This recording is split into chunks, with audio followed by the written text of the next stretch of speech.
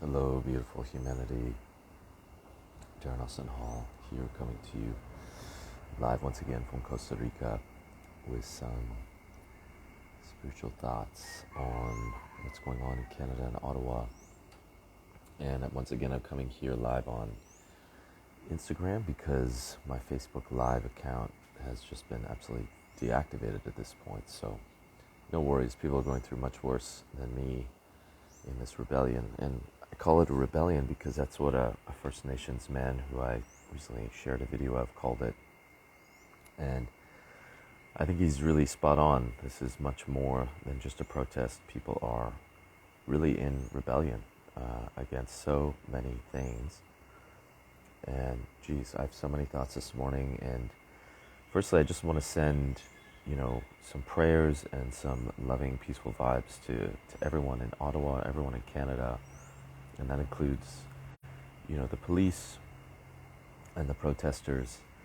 I just pray that there's no more violence. We've already seen tear gassing. We've seen a Mohawk woman get trampled by a horse and other kinds of assaults going on by the police. So let us hope that peace continues to prevail. And I'm very confident it will, at least on the side of the protesters. I've been really impressed with how hard they've been holding a line of peace and even witnessing them in prayer ceremonies in the morning. I know there are a lot of Indigenous people on the ground, although the media is trying to say that all the Indigenous are against this protest. It's not true at all. I actually have Indigenous friends who are there and sharing beautiful stories of people of all races and such coming together in prayer and really making that one of the foundations of what's really inspiring this as a prayer protest as well as a peaceful protest. One of the things I just wanted to share, because I don't think a lot of people know this, is that our government in Canada has been the victim of a coup. And this coup is in the shape and form of what's known as the World Economic Forum, which was created in the 1970s by a man called Klaus Schwab. And this is a very, very important thing for people to realize. And I've been decrying this actually from the early stages of the pandemic because I witnessed firsthand, or right away rather, that the World Economic Forum was steering a lot of the policies of how many Western countries were responding to the pandemic. And they were not doing so in some kind of conspiratorial, clandestine way. They were very open and brazen about this. And there are some amazing people who have covered this. Russell Brand, the comedian turned sage, has some great videos on this from already over a year ago, where he was kind of throwing his hands up in the air and saying, hey, why is the World Economic Forum all of a sudden putting out videos about the Great Reset and Agenda 2030, and why are politicians like Justin Trudeau, who said on camera that we are following the Great Reset and Agenda 2030. People have to realize Justin Trudeau has deep ties to World Economic Forum. He was literally groomed by them, as many Western leaders are. And don't take my word for it. You can watch videos by Klaus Schwab. I'm going to try and upload one today that I shared on video, a great minute soundbite where Klaus Schwab himself says that the World Economic Forum is very happy with how they've basically curated many of the leaders in the world, including the French President Macron, and especially Justin Trudeau, going on to say that the World Economic Forum has successfully infiltrated about half of the Liberal cabinet. And this is the coup. This is truly what is directing Canadian democratic policy at this point. People have to realize that. People have to realize that the reason there's so much vehemence on the front lines and why the protesters are so stalwart and really there to hold a line no matter what, to die on this hill, is a lot of them know this. People are underestimating how informed the public is. People are savvy. When lockdowns were happening, a lot of people were red-pilled. They went and did research. And as the policies and the health mandates have been further enacted, it's just become so glaringly obvious that things are not what they seem. And humans are very intelligent, and they've been researching for themselves the mainstream media rather, has completely lost the public trust at this point, and that's good. Although that throws us into a whole other economy of ideas, where sure you could argue there's extremist views there, but I really trust human beings, and I really think that it's much better to have a kind of chaotic freedom of information phase rather than having everything controlled by these corporate oligarchic gatekeepers who all pretty much work for the government and socially engineer us around political lines to constantly infight. And that's what's amazing about this protest as well, is that you're seeing people from all different races, all different political spectrum coming together. And that's why, I titled this The One Heart Rebellion. There was an indigenous elder on the first weekend who held a prayer ceremony where she said that this is the movement of the one heart. And I want us to all continue to hold that. We need to really honor and love the indigenous artists who are often speaking some of the Muslim truths. And I feel that grandmother really nailed it. And it's our duty to continue to hold the power of her assessment, because it truly is the one heart. I spoke to another friend of mine who's indigenous, and she said that when they were doing prayer ceremonies, they could feel extraordinary love there, love that she had never felt. And you see this a lot on the ground. Yeah, sure, there's a few handful of people who are decrying, oh, the honking, people harassing me for wearing masks. I'm sure that's also happening. Nothing is absolutely pure. We have to be a lot more realistic with our thinking. But people have to realize that I'd say the grand majority of things that are happening there are very peaceful and very loving. And you just have to go and see for yourself if you're Canadian. At this point, now that the state is using their inevitable violence, I'm sure it looks a little different there. But even now, I'm seeing videos coming through. More and more Canadians are showing up. Now there are protests happening all across the nation. And I think that's wonderful, because people have to realize that a lot of the police that are being trucked in are from all over the country. So now there's a lot of areas that are compromised. And it would be an amazing opportunity for more protests to be happening, peaceful, loving protests, because this is really how nonviolent, peaceful protests work. You draw the tyranny out so that everyone can see it, and then it's clear.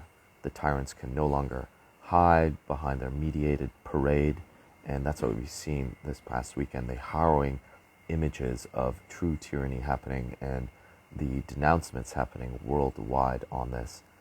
And then the next stage is to really just wear them out, to be warriors of love, to realize that anger, tyranny, inhumane acts of violence, these things cannot be sustained for very long. They take tremendous energy.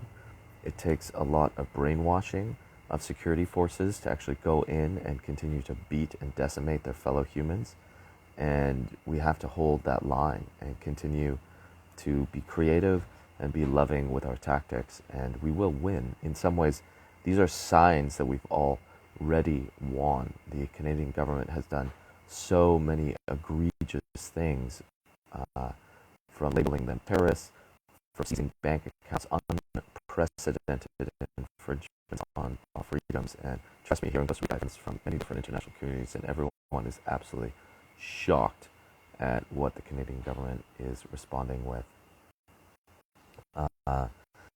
But truly, go and do some research on the World Economic Forum and Klaus Schwab. Get to know what Agenda 2030 is. This is really the essence of why people are rebelling.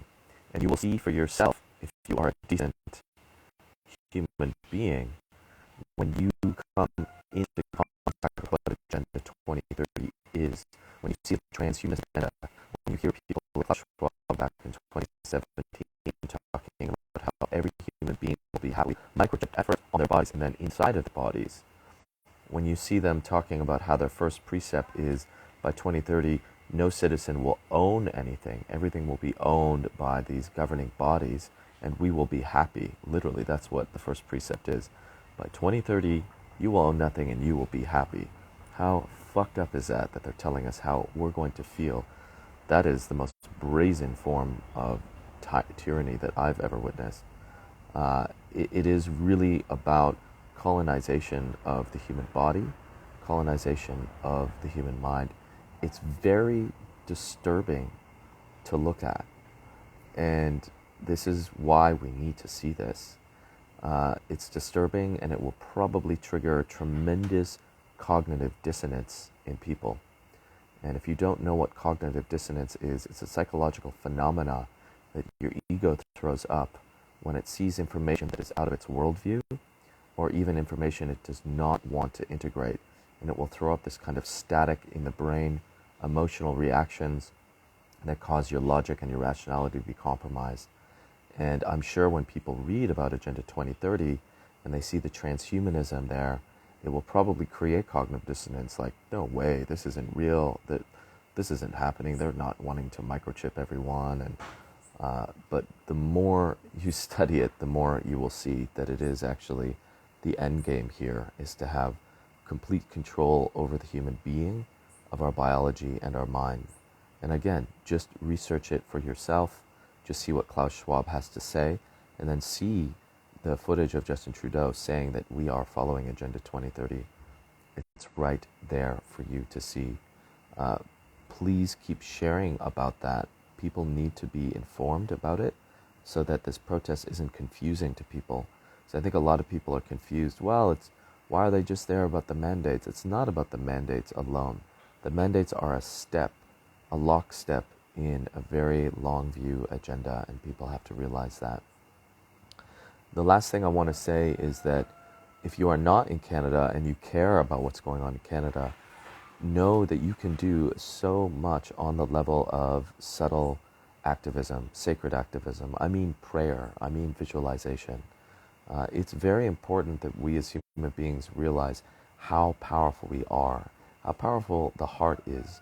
It literally has an electromagnetic field thousands of times more powerful than our brains. Yesterday we had an amazing ecstatic dance eco-spiritual gathering here in Costa Rica.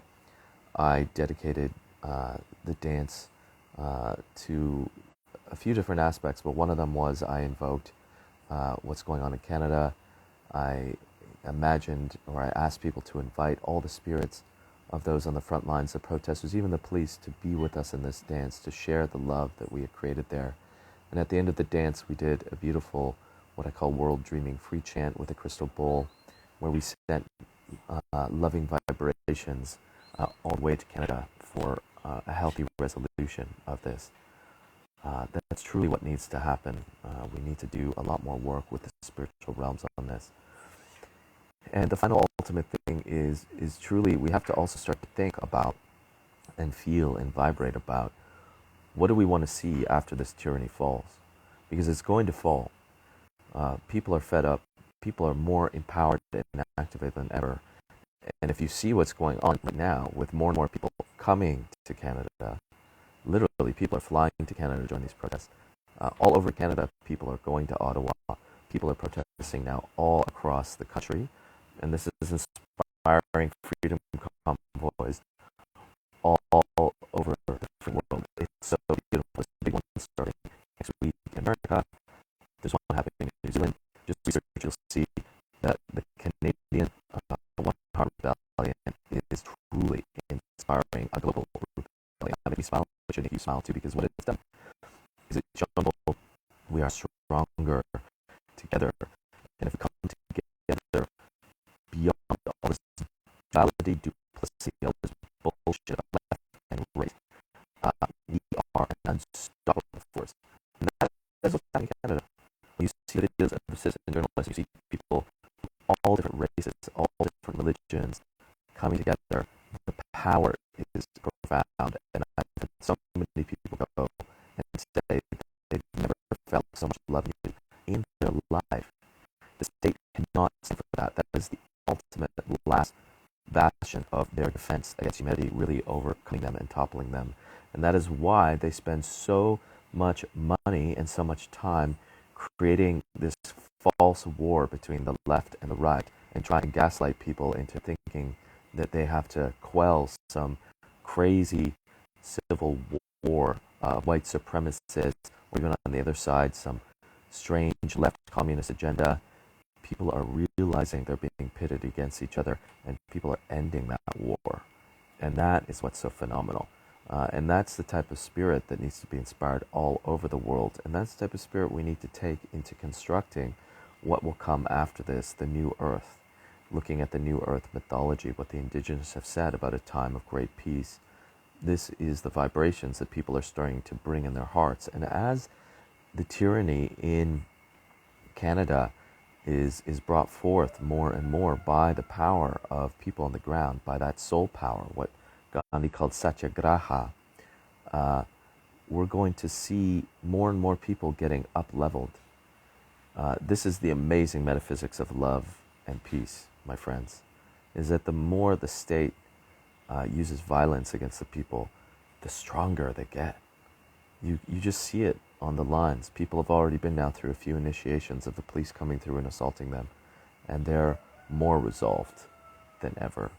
So it's only really a matter of time. We've just got to stand our ground, continue pushing, continue educating people as well about what is really going on.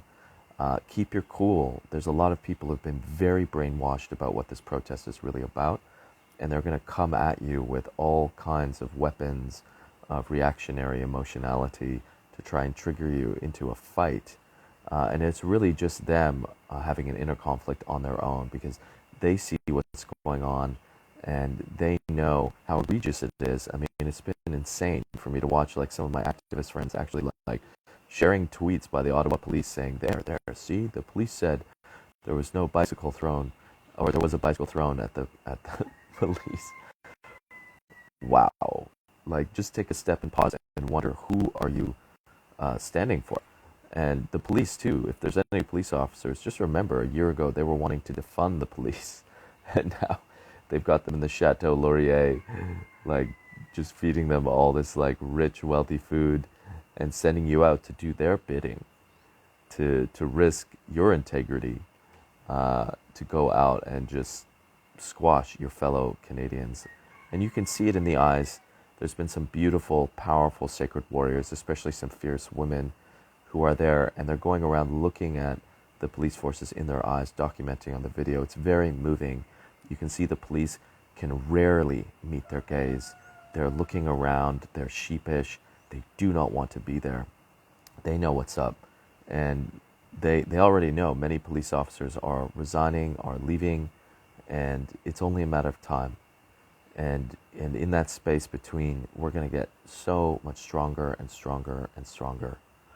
I want to say, just on a last note, I've had a few last notes here, just so much love to everyone who's directly active in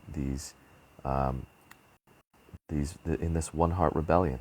That's for everyone all over the world. I thank you so much. I'm so grateful for you.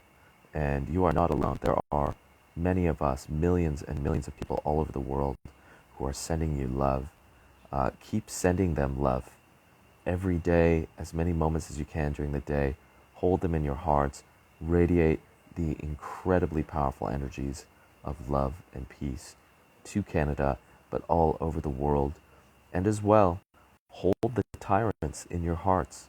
Hold them. Help melt the walls that are causing them to not come into contact with their fellow humans, and the powers of empathy that would help to dismantle the sociopathy that they've too been conditioned to. We don't know what they've been through. I really wonder how Justin Trudeau is doing on a personal level. Maybe he's being threatened. He's probably under tremendous pressure from the Klaus Schwabs in the world to do the bidding of these transnational tyrants, because they know if Canada were to fall, all the other nations across the world are going to have a huge problem as well. And that's why you're not seeing a lot of official politicians on the international level denouncing what is going on. So keep holding love and peace in your hearts wherever you are. We are all a part of this, and we can all do an amazing thing just on the spiritual level.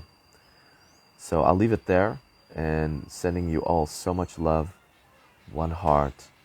Or rather, let's just take a moment here at the end, just to close your eyes. Come into your heart center, in the center of your chest. Imagine your heart is truly a star shining with infinite rays of indomitable love. And imagine emanating that love out to Canada, to all the peaceful protesters, to the One Heart Rebellion, nourishing them with our light and with our love. We pray for peace, and we pray and hold as well those who are perpetrating this tyranny. To the members of the police, the military, the government, all the security forces, we pray that their hearts open to the powers of love. We pray that they come to understand that they are part of this one heart too, that we are all one human family. And at the other side of this tyranny, there's an incredible world where we're all cared for by each other in a beautiful, enlightened civilization that is just starting to be birthed, sending that love all around the world. Hold that vibration in your hearts, a beautiful family of humanity. I love you all. Let's keep doing. Goddess bless and